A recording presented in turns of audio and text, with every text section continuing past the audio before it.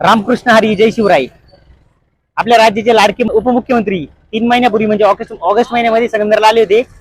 त्यावेळी मी एक व्हिडिओ बनवला, तो व्हिडिओ बघा, बघितला का व्हिडिओ?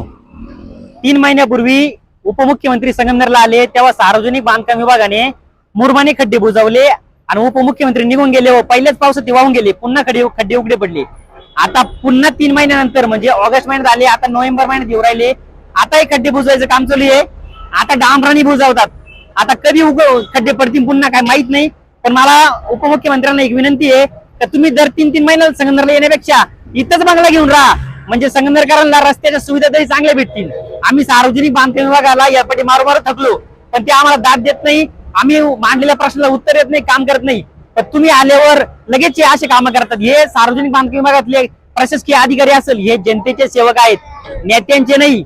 उपमुख्यमंत्री साहेब, या प्रशासकीय अधिकाऱ्याला तुम्ही सांगा का तुम्ही नेत्यांचे सेवक नाही, तुम्ही जनतेचे सेवक आहात। जनतेच्या प्रश्नांवर त्याचा उपाययोजना करा, जनतेला सुविधा उपलब्ध करून द्या, ही चाटुगिरी बंद करा म्हणावा।